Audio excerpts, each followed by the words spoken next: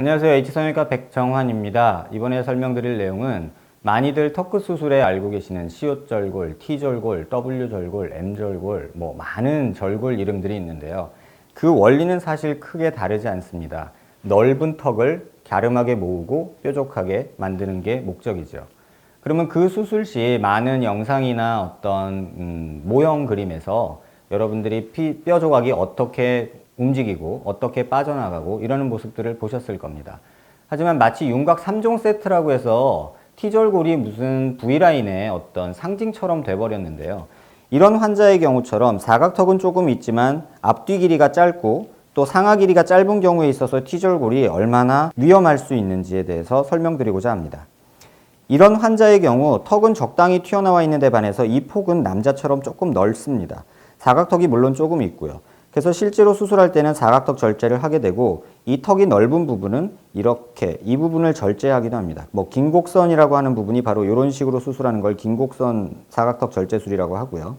근데 이렇게 신경선도 낮고 이게 넓기만 하고 짧은 경우에서는 T절골은 굉장히 위험한 결과를 초래할 수 있습니다. 그 이유는 이런 식으로 좌우 길이를 만들고 T절골을 기본적으로 상하 길이를 줄일 수도 있는데요. 이 환자 같은 경우는 상하 길이가 너무 짧기 때문에 T절골을 때 상하 길이는 줄이는 건 안 하고요. 그러면 턱끝을 모으겠다고 해서 이 부분을 이렇게 잘라내게 됩니다. 실제 모일 수술을 통해서 이 환자의 뼈가 이런 T절골 후에 어떤 모습으로 변하는지 설명드리겠습니다.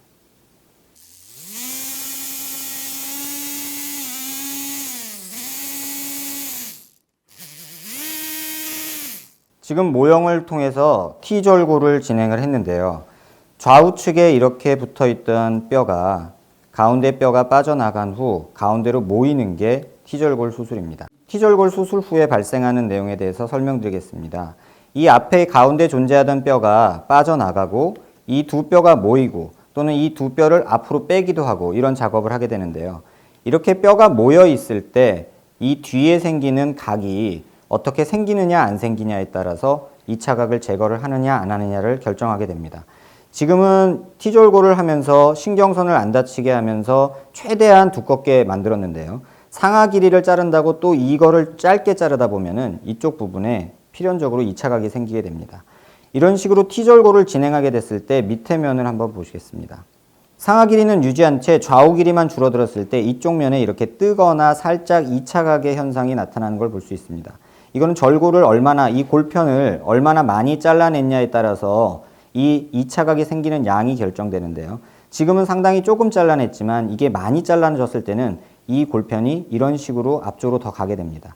따라서 2차 각은 더 생기게 되죠. 턱을 앞으로 뾰족하게 모으는 정도에 따라서 2차 각이 생기는 정도가 달라지게 됩니다.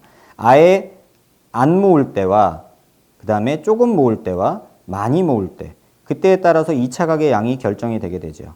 그래서 이 2차 각을 절제하기 위해서 이런 식으로 잘라가는 게 지금 흔히들 많이 시행하고 있는 윤곽 3종 세트의 내용입니다.